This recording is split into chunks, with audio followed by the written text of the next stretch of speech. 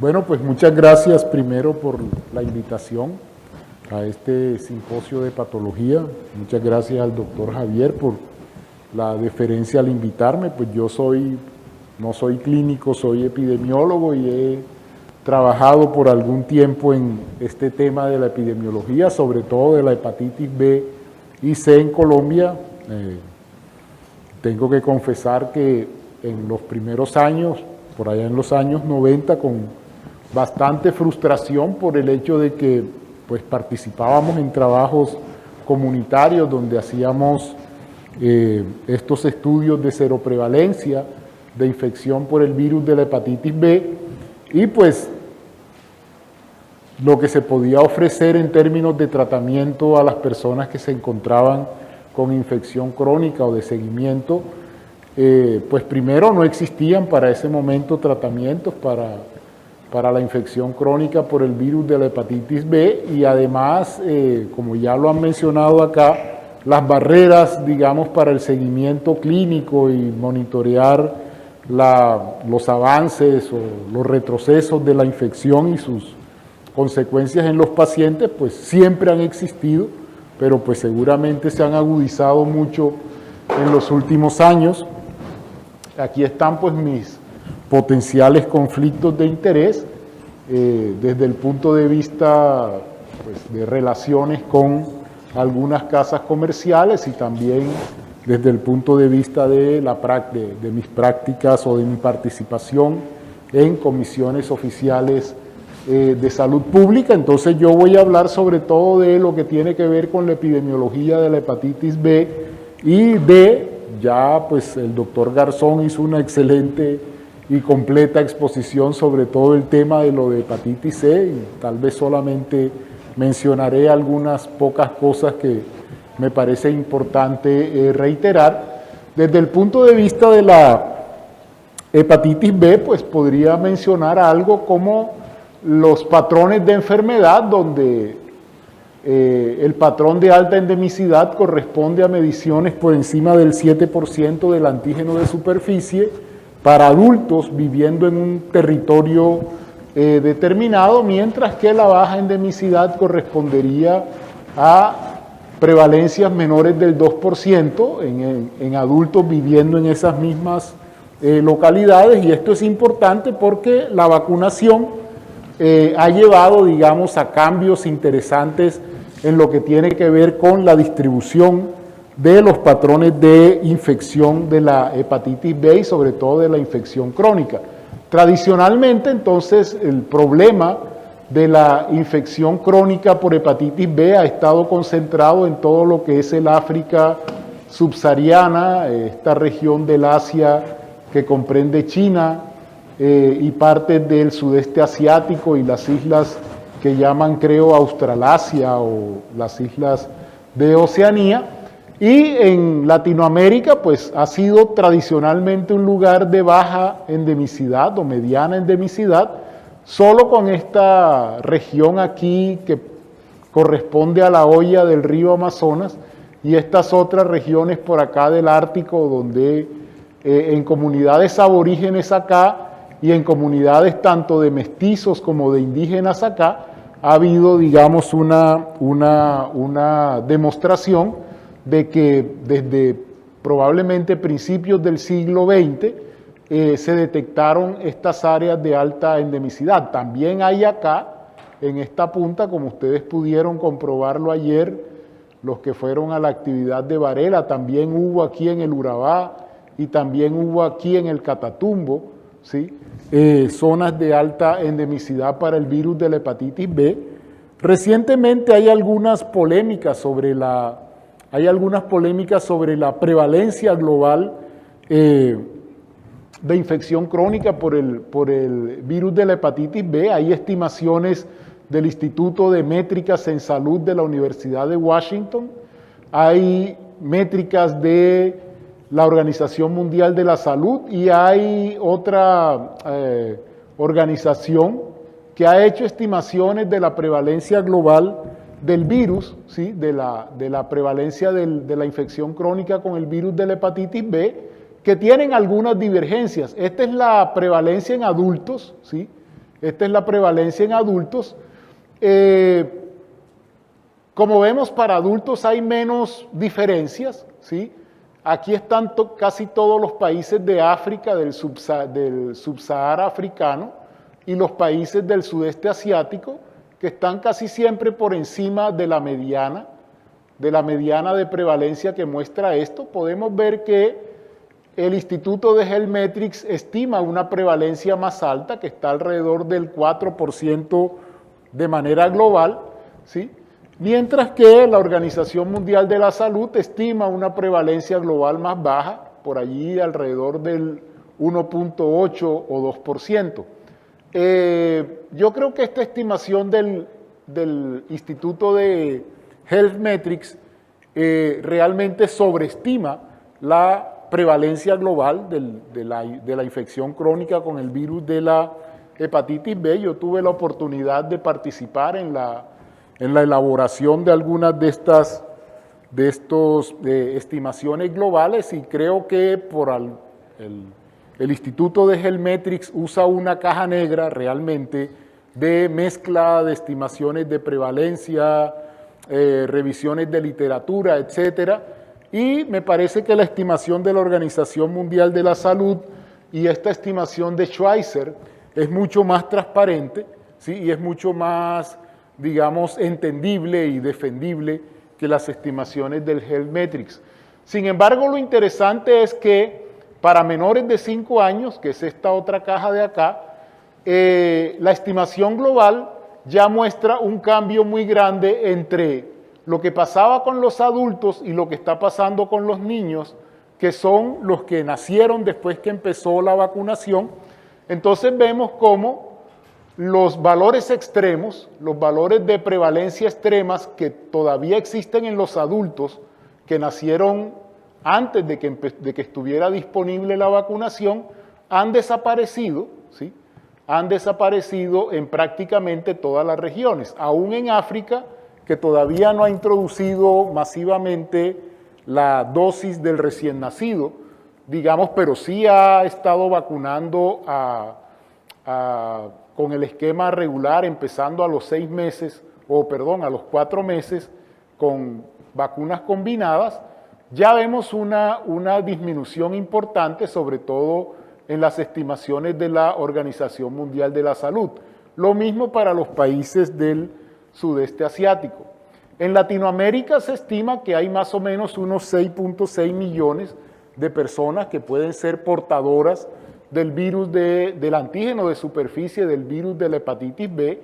Esta es la cobertura con 3 dosis de vacuna. Vemos que en las regiones, ¿sí?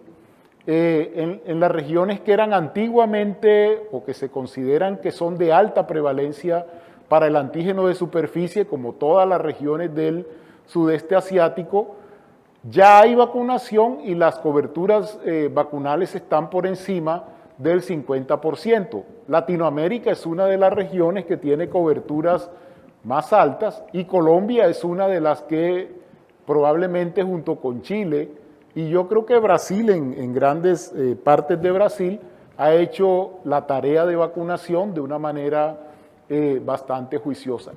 Claramente ha habido ya, digamos, demostraciones de cómo la vacunación ha disminuido de manera importante la transmisión, sobre todo la transmisión perinatal, que es la que tiene un mayor impacto a nivel epidemiológico en el desarrollo luego de cáncer de hígado, ¿sí?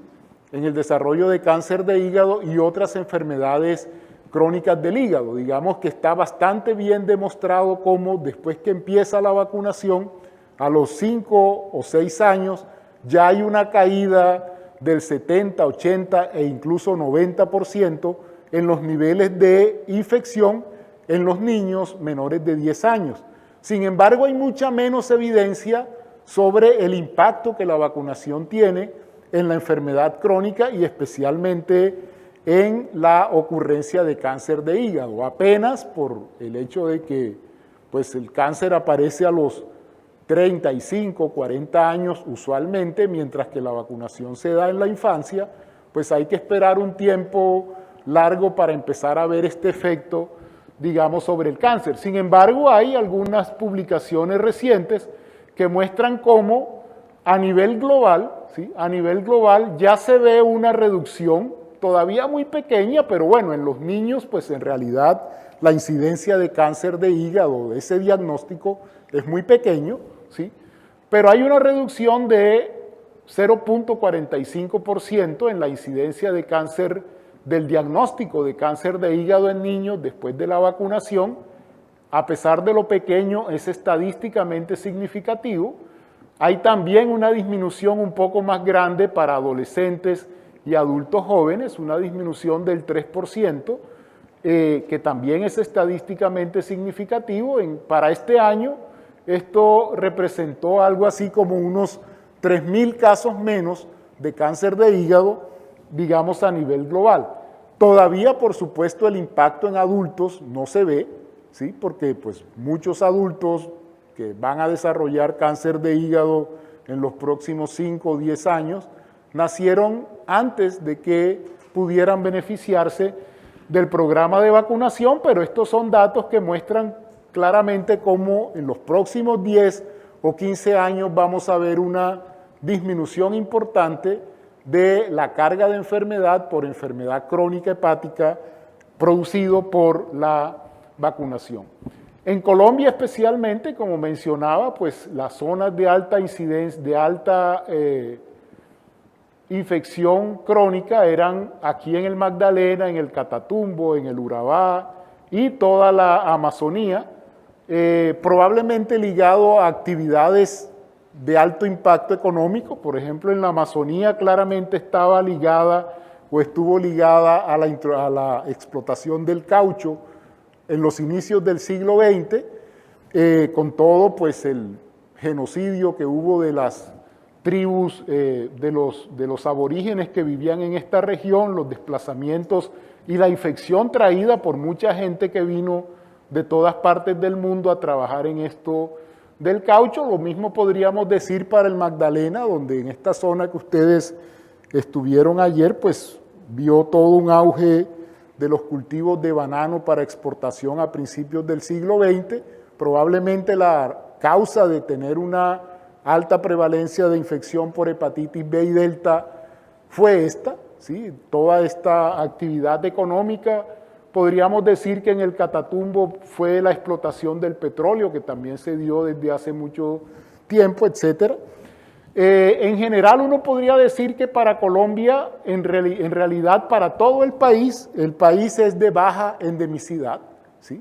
Con excepción de estas zonas que ya mencioné. Este es un estudio del 2001 que muestra cómo en casi todas las regiones de Colombia la prevalencia en mujeres embarazadas estaba por debajo del 2%, es decir, casi todas las regiones podrían ser consideradas como de baja endemicidad. Y quería mostrar algunos estudios que muestran el impacto en Colombia, y probablemente es el impacto también a nivel latinoamericano, de este esfuerzo de vacunación que empezó en esta zona donde fueron ayer. Digamos, la vacunación de hepatitis B fue iniciada a partir de estos estudios pilotos que se hicieron en la zona bananera del Magdalena.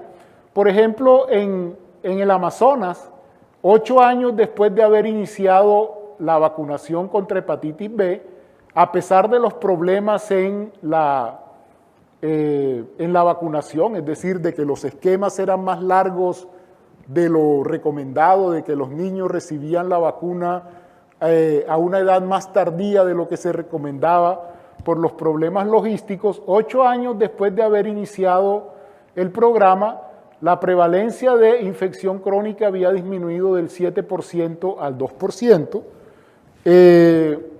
11 años después, la prevalencia había disminuido al 0.5%, es decir, una prevalencia muy parecida a la de cualquier otra región de Colombia o del mundo.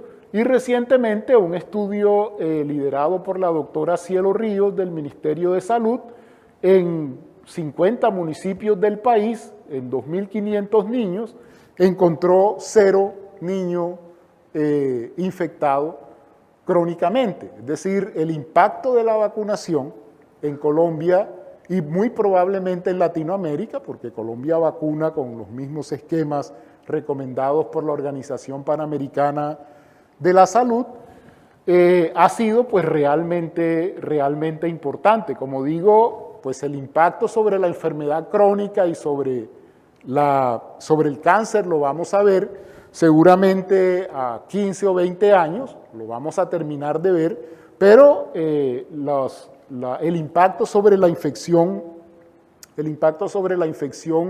perinatal, digamos, ya es patente, y la disminución de los casos de hepatitis aguda y de hepatitis fulminante se empezó a ver 5 o 6 años después de la introducción de la vacuna. Una de las razones para que Colombia fuera pionera de la introducción de la vacuna en Latinoamérica era por los focos de hepatitis fulminante, que fue como el ministerio se dio cuenta que teníamos este problema, y esos brotes de hepatitis fulminante familiares localizados en diversas zonas del país prácticamente han desaparecido desde la introducción de la vacuna. Como decía, pues yo no voy a hablar casi nada de lo de hepatitis C, ya el doctor Garzón lo mencionó, solamente quería mencionar que aquí en lo de perspectiva, pues me llamaba la atención todas las barreras que se están presentando, que se mencionaron para el tratamiento, lo cual pues hace pensar que la eliminación de estas hepatitis virales, la hepatitis C o incluso la hepatitis B a pesar de la vacunación y de su éxito, pues todavía digamos son unas metas lejanas. Me llamaba la atención también lo que se mencionó de las reinfecciones, que seguramente es un reto importante. Sin embargo, yo pensaría que si la mayoría de pacientes que ahora están infectados con hepatitis C y que tienen enfermedad crónica por hepatitis C, fue debido a una transfusión, como lo muestran los datos, porque los datos epidemiológicos lo que muestran es que la prevalencia de infección por hepatitis C es 40 o 50 veces más alta en los que posiblemente se infectaron por transfusiones que por cualquier otra vía o por cualquier otro mecanismo. Pensaría que las reinfecciones, digamos, a partir de estos comportamientos que ya se describieron, quizás no van a ser, digamos, un obstáculo importante poblacional para lograr no la eliminación. Yo soy de los salubristas que no creo mucho en ese tema de las eliminaciones y de las erradicaciones, pero al menos sí en un control razonable, digamos, del problema. O por lo menos que aquellas personas o aquellos grupos que tienen realmente un chance de salir de la infección de manera definitiva tengan ese acceso. Bueno, y con respecto a la hepatitis delta, pues sabemos que su epidemiología pues está muy ligada a la epidemiología de la hepatitis B, que es un virus que necesita de la infección crónica y del antígeno de superficie para desarrollarse y reproducirse. Se estima que hay algo así como unos 70 millones de personas infectadas en todo el mundo con el virus de la hepatitis delta, pero hay unos, digamos, de esos podrían desarrollar enfermedad severa alrededor de unos 10 o 15 millones de personas en los próximos años. Las áreas más afectadas pues incluyen el África Central, Suramérica, en esta misma región del Amazonas y otras zonas también en Latinoamérica, como ciertas zonas andinas de Perú, estas zonas de alrededor de la Sierra Nevada de Santa Marta. En usuarios de drogas intravenosas, pues es una de las formas en que se transmite de manera más importante a nivel urbano, pero por ejemplo en estas comunidades del Amazonas o en estas comunidades como las de la Sierra Nevada, cuando había, digamos, una alta prevalencia de infección por el virus de la hepatitis B, la manera de transmisión más frecuente era a través de compartir objetos de aseo cotidiano, como por ejemplo cepillos de dientes, que es algo que en las comunidades pobres no ocurre con cierta frecuencia, o de infecciones en la piel y de la, digamos, de el hacinamiento dentro de las viviendas, ¿sí? Y en las comunidades, en algunas comunidades indígenas, a través de prácticas culturales como los tatuajes, etcétera. De esa manera, digamos, el virus de la hepatitis delta se transmitía en estas comunidades. Como vemos, pues a nivel mundial, pues las prevalencias más altas en Latinoamérica están en estas zonas que ya hemos visto también como altas zonas de transmisión para la hepatitis B, pero no en todas las zonas de alta endemicidad para hepatitis B ocurre la hepatitis delta con igual fuerza de endemicidad. Por ejemplo, todo el subsahara africano es de alta endemicidad para hepatitis B, pero solo algunas zonas tienen también una alta prevalencia de hepatitis delta. Lo mismo en Europa, ¿sí? Y lo mismo en algunas zonas del sudeste asiático. En Colombia, pues podríamos decir que entre el 10 y el 40% de las personas infectadas con el antígeno de superficie, sobre todo en estas zonas endémicas como el Amazonas, aquí en el Magdalena, ¿sí? Podrían ser positivos para el virus de la hepatitis delta. Estudios de la Universidad de Antioquia, de la doctora María Cristina Navas, han mostrado que a pesar de la disminución en la infección crónica por el virus de la hepatitis B, la infección por el virus de la hepatitis delta sigue estando allí, es decir, sigue circulando y sigue infectando a las personas que tienen, digamos, una infección crónica por el virus de la hepatitis B. Es decir, probablemente el virus de la hepatitis delta tiene un número reproductivo básico tan bajo que le permite, digamos, circular en las poblaciones sin necesidad de que haya muchos portadores del antígeno de superficie. Por tanto, digamos, las perspectivas de eliminación de la transmisión del virus de la hepatitis delta están ligados de manera importante a que se pueda controlar o eliminar también la transmisión del virus de la hepatitis B. Hasta ahora, pues, se ha sido exitoso no en eliminar, pero digamos prácticamente controlar la transmisión perinatal, pero esa posibilidad de eliminar los otros tipos de transmisión sexual, etcétera, pues es algo mucho más lejano, máxime pues que el tratamiento contra la infección crónica no permite la curación en este momento.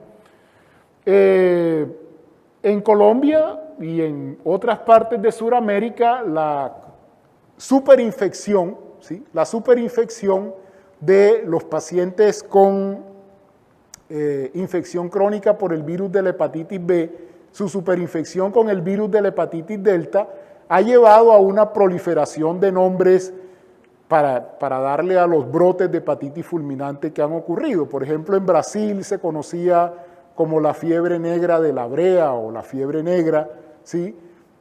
Aquí en Santa Marta, pues ya lo había mostrado el doctor Javier, que era la hepatitis fulminante de Santa Marta. Casi todos eran casos de superinfección, ¿sí? Que se daban en personas que se infectaban muy tempranamente en la niñez con el virus de la hepatitis B. Como decía, estos casos de hepatitis fulminante han ido prácticamente desapareciendo a medida que ha ido aumentando la cobertura de vacunación en niños. En este momento, pues en Colombia prácticamente los menores de 22 años ya no son, digamos, portadores del virus de la hepatitis B gracias a la vacunación. Con respecto a las perspectivas, pues yo creo que, por supuesto, a medida que aumente la población vacunada, va a ir disminuyendo poco a poco esta posibilidad de transmisión del virus de la hepatitis delta. Tratamientos para la infección crónica con el virus de la hepatitis delta, pues tengo entendido que no son muy efectivos los que hay disponibles en este momento. Parece haber buenas perspectivas a futuro, ¿sí? Pero pues todavía, digamos, falta ver cómo podrían ser esos mecanismos de tamizaje. Si hay problemas para el tamizaje de la hepatitis C, supongo que habrá, digamos, también barreras importantes para el tamizaje para la hepatitis delta. Sin embargo, de nuevo, a medida que aumente la vacunación, probablemente se irá haciendo un problema pues cada vez más pequeño. Muchas gracias a todos por su atención.